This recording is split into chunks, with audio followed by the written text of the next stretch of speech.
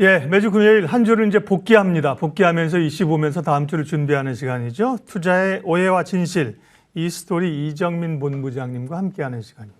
어서 오십시오. 네, 안녕하세요. 아이고, 뭐 한 2주 사이에 뭔 일이 있었는지 변동성이 많았었는데 네. 그거 보면 또 시장은 나름 잘 버틴 것 같아요. 그죠?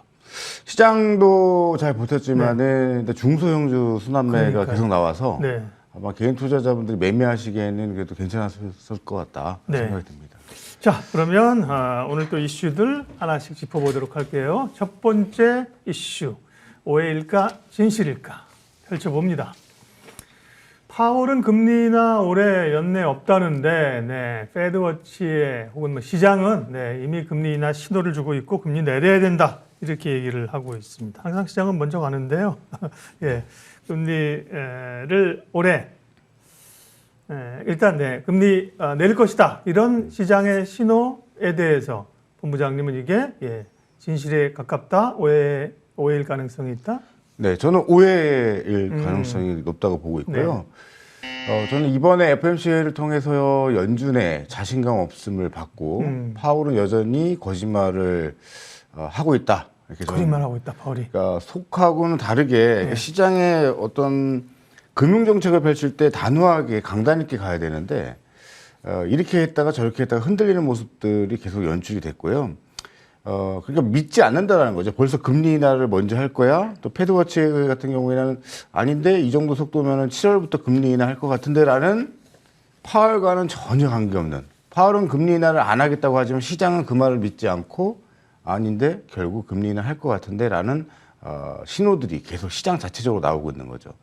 과거에 뭐 이전 연준 의장들을 보게 되면은 어떤 시장을 장악하면서 파워 게임에서 밀리지 않는 모습이었는데 지금 파월은 시장에서 완전히 무시당하고 있다 이런 생각이 드네요. 네. 그러면 정리를 한번 해보니까 금리 인하를 안 할 거라는 파월의 발언을 믿지 말자는 거예요. 그 금리 인하를 올해 하게 될 거라는 시장의 그 생각이 맞다는 거예요? 둘 다 틀려요. 뭐예요? 그러니까 이게 제가 오해라고 표현한 거는 저는 기본적으로 금리 인하를 단행할 시 시장은 폭락이 나온다고 봅니다. 이걸 전제로 깔고 그 끝은 이 지금 상승 랠리의 대가를 치러야 되는 끝은 조정입니다. 근데 그 신호탄을 저는 금리 인하를 단행했을 시에 시장은 조정이 나온다고 보는 것인데 저의 관점에서 이 사람들이 지금 내놓는 이 말들이 맞는 것도 같고 틀린 것도 같지만 그래서 저는 오해라고 하는 거죠. 시장은 마치 빨리 피봇을 해 금리 인하를 해 하면 시장이 도움이 될 것처럼 얘기하는데 그렇죠. 하지만 현실은 그게 아니라는 거죠. 그래서 저는 금리 인하 없을 것이라는 것을 이 스탠스가 유지되어야만이 올해는 시장이 좋다. 근데 벌써부터 시장이 기대치가 앞서가지고 페드워치 7월 달에 만약에 금리 인하를 한다? 그때까지 5월, 6월까지 상승 랠리 나온 것이 아마 그 시점에서 크게 한번 꺾이는 흐름이 나올 수도 있다. 이렇게 보고 있습니다. 이해가 됐습니다. 네. 빨리 이제 금리를 인하하라고 압박하는 것 자체가 그래서 실제로 거기 끌려가면서 금리 인하하게 되면 시장이 좋은 신호가 아니다. 그렇죠. 이렇게 말씀을 하신 겁니다. 자, 그러면 이제 미국의 통화 정책 방향 다만 이제 뭐 올리는 것이 한계가 있다. 정점에 왔다는 거는 이제 컨센이 맞는 것 같고요. 금융 불안도 뭐 아직은 여진이 좀 있는 것 같은데 그 와중에 뭐 이런 그 기사도 있습니다. 이제 이 북미 쪽의 불안 때문에 그 자금이 아시아 쪽으로 좀 온다 이런 얘기가 있는데 근데 최근에 SVB 때문에 외국인들 지금 우리 국내에서 매도세가 좀 나왔거든요. 외국인들 흐름하고는 어떻게 보세요? 근데 이거는 일시적 현상이라고 저는 보고 있고요. 우리 시청자님들이 잘 생각하셔야 되는 게 이 기사 속에서의 어떤 논리가 좀 빈약하다라는 말씀을 드리고 싶어요. 처음 들어보는 뭐 영국의 자산운용사 이름을 얘기하면서 한국 채권을 내년까지 더 보유할 거다? 우리가 그 신호에 맞춰서 따라가야 되나요? 아니죠.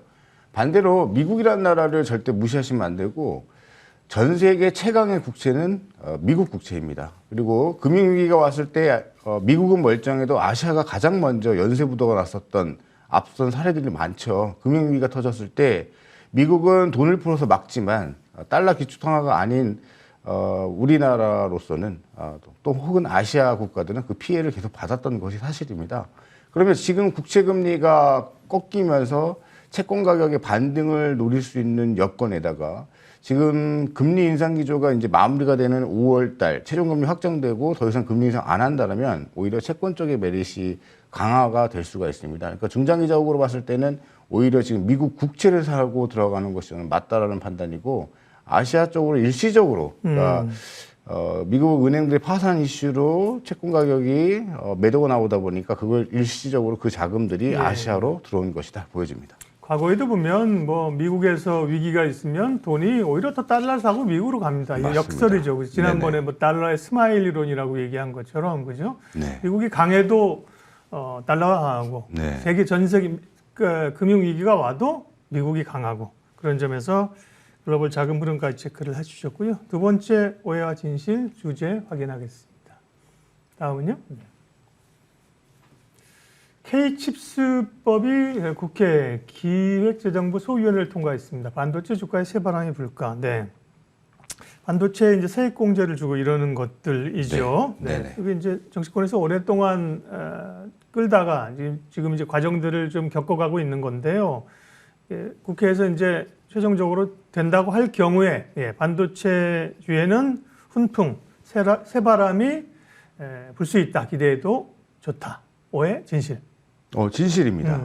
그리고 박사님과 마찬가지였지만 우리가 2분기 정점론을 그러니까 반도체 업황에 대한 정점론이 이제 바닥권 살출이 2분기로 이제 예측을 하고 있는 상황에서 좀 아쉬운 거는 대형주가 좀 랠리를 쳐주면은 너무나 좋은데 아직까지는 반도체 대형주 섹터 쪽에서는 좀 무거운 게 현실이에요. 그러나 오늘 지난주 주 초반 오늘까지 소부장 즉 반도체 소부장들의 강한 장대 양봉들이 터지고 있습니다.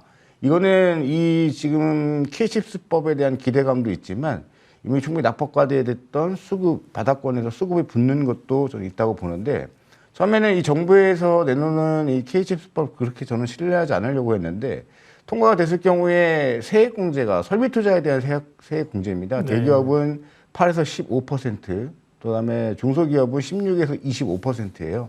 그러니까 설비 증설을 늘려서 좀 기업의 어떤 확장성을 가져가라는 의미로 저는 확인이 되고 있고 이것은 주가에 반영이 되고 있는데 섣불리 뭐 저는 이게 단기적으로 끝날 것 같지는 않습니다. 그래서 좀 우직하게 좀 올라가는 흐름들이 소부장 쪽에서 나올 것 같고 사실 2차 전지가 랠리가 끝난 건 아니지만 항상 주가가 옆으로 횡보하는 또 기간주 정도 들어갑니다. 그때 과연 그 2차 전지 소재와 부품 장비의 대체제가 어떤 섹터가 나올 것이냐 저는 반도체 쪽이 될 수 있다 보여집니다. 네. 주도주의 바통을 받을 수 있는 후보중 가운데 유력한 쪽이 이제 반도체이지요. 오늘 이제 반도체주가 강한데요. 그러면 이제 반도체 안에서 이제 사실은 실적을 좀 확인해야 되고요. 반도체 안에서는 이 반도체 소재보다는 소부장 쪽에 더 기회가 있을 수 있다. 네. 네. 소부장 안에서도 이제 고민이 있는 게 그 가운데도 뭐 삼성이 투자하는 쪽이라든지요. 최근에 뭐 AI 이런 쪽 되면서 뭐 시스템 반도체라든지요. 이렇게 좀 이렇게 포커스가 좀 좁혀지고 있잖아요. 소부장 쪽에서 전략이나 관심 종목 좀 얘기해 주세요. 저는 그거를 굳이 막 구분 지으시지 않으셔도 좋다고 보고 있고 메모리 반도체가 그래서 못 간다라고 생각하시면 또 안 된다고 보고 있습니다. SK 하이닉스가 최근에 쌍바닥 쥐고 튕겨 올라가는 강한 흐름들을 보면 메모리 쪽 일반적인 반도체 섹터도 저는 강세를 보일 수 있다. 그러면은 최근 이번 주에 장대 양봉을 한 번씩 뽑았던 기업들은 구분 짓지 말고 다 같이 보시는 게 좋아요. 특히나 오늘 강세를 보이고 있는 한미 반도체 같은 경우에는 차폐 기술 때문에 스페이스X의 스타링크 관련주로도 모멘텀이 부상이 되고 있고 한미 반도체의 오늘 장대 양봉은 새로운 저항을 돌파한 추세마저 상승의 초입이라고 저는 판단이 내려지고 있고요. 그다음에 어저께 강했던 그리고 오늘까지 이어지고 있는 유니셈 그리고 유니셈 어제 오늘 이틀 강할 때 쉬고 있다가 오늘 첫 번째 양봉을 터뜨리고 있는 유진테크 그리고 기술력과 실적과 모든 것을 겸비하고 있는 이오테크닉스 그다음에 PSK 아침에 강한 흐름 보였다가 밀려서 좀 아쉽긴 하지만 PSK 흐름들도 우리가 꾸준히 보면 좋은데 제가 여기서 굳이 그러면 섹터별로 하나 잡아라라고 한다면 저는 EUV 반도체 EUV 장비 쪽으로 저는 말씀을 드리고 싶은데 그 중에 딱 한 종목 FST라는 종목이 있습니다. FST 이 종목은 EUV 관련해서 여러분들이 꾸준히 한번 공부해 보시고 모니터링 하시면 많은 도움 될 수 있는 기업 중에 하나다 말씀드리고 싶습니다. 네.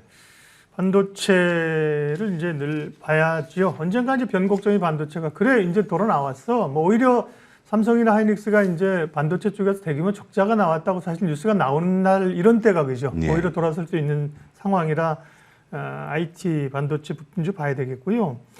그러면 이게 이제 2차 전지의 바통을 받을 수 있는 영역으로 우리가 반도체라든지 바이오 헬스케어라든지 이렇게 보고 있는 거잖아요. 네네. 그럼 어쨌든 기승전 2차 전지 얘기를 또 안 하고 넘어갈 수도 없어. 그죠? 네네네. 예, 2차 전지 어제 장 막판에 뭐 엄청나게 변동성이 있었잖아요. 그죠? 네네네. 오늘도 밀리는 듯 고개를 좀 들려는 듯. 네. 다음 주에 또 좀 이게 진검승부가 될 것 같아요. 네. 2차 전지는 그러면 다음 주 전략은 어떻게 가야 돼요? 자, 일단은 FOMC 끝나고 다음 날 시장이 선택해 줄 거라고 저는 봤는데 네. 시장의 선택은 그래도 2차 전지 더 올리겠다였어요. 음. 끝나고 난 이후에.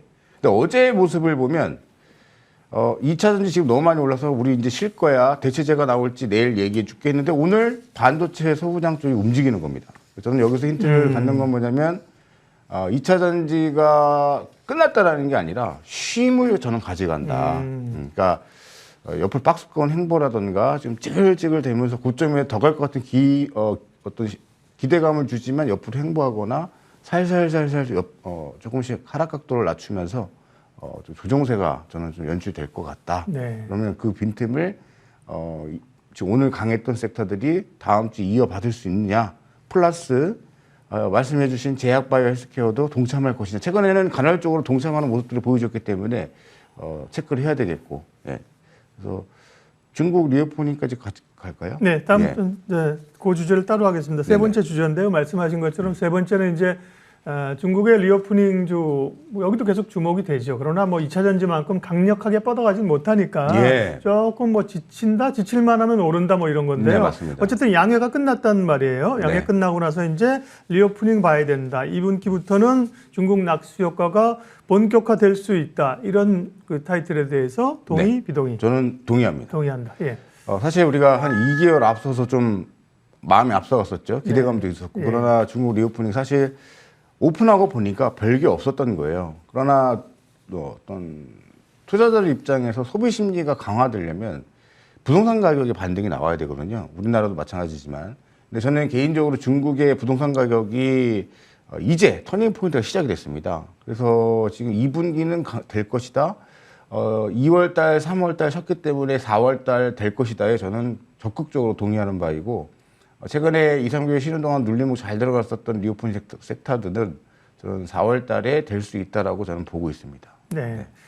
그러면 이제 중국 관련된 섹터 얘기를 조금 더 디테일하게 들어가 보죠. 1차적으로는 여행, 항공, 면세, 뭐 카지노 이런 쪽이 주목을 이제 받는데요. 예. 면세는 이제 최근에 또 입찰이 있어서 조금 움직이기도 했었는데 이런 쪽과 그쪽보다는 또 세게 갈 수 있는 쪽은 뭐 원자재나 소재나 네. 소위 이제 경기 관련된 쪽이다. 네. 이런 그 다른 시각은 아니지만 뭐 두 가지 전략적 사고가 있습니다. 어느 쪽을 더 선호하시나요? 저는 이제 어제 같은 경우 보면은 롯데관광개발이나 파라다이스 양봉 나오니까 조용히 있었던 대한유화, 화학주들이 같이 양봉이 네. 나왔어요. 그 전에는 쉴 때도 같이 쉬었고요. 그러니까 이건 무슨 얘기냐면 리오프닝 섹터에 전체가 다 들어간다는 거죠. 다 들어가는데 이 중에 순번대로 순환매가 어떤 식으로 갈지는 우리가 뚜껑을 열어봐야지 정확하게 알 수 있는 부분이다 말씀을 드리고 싶고 일단은 저점을 잡힌 상태예요. 저점이 잡혔는데 저는 이렇게 기다리고 계시다가 20일선을 장악하는 패턴들이 나오기 시작할 겁니다. 만약에 리오프닝주도 혹은 원자재, 소비재주도 갈 수 있다는 판단이 선다라면 근데 어찌됐든 부동산 가격 반등 이 부분이 저는 원자재, 소비재주 쪽에도 타겟이 돼서 수급이 붙을 것 같고요. 사실 여행과 항공은 우리가 떠나는 거지 중국 관광객들이 직접적으로 왔을 때 매출로 이어지는 것은 카지노 쪽이다. 그러네요. 그래서 네. 제주도 쪽을 또 많이 오실 것 같은데 중국 관광객분들이 제주도 쪽으로는 롯데관광개발 좋게 보고 있고요. 파라다이스도 여전히 괜찮다 말씀을 드리고 싶습니다. 네, 카지노 쪽에서 롯데관광개발, 카지노 그다음에 파라다이스 얘기하시고 화학주, 대한유화. 화학주, 대한유화 그렇게까지 중국 관련주 네. 탑픽 종목까지 말씀하신 거죠. 맞습니다. 그러니까 뭐 항공도 사야 되고 여행도 이렇게 보지 마시고 다 카지노 중에 하나 선택하시고 화학제 헷갈리시면 자 롯데 관광개발 하나, 대한유화 하나 이렇게. 아, 그거 좋네요. 네, 네. 그 섹터마다 그죠? 그쵸.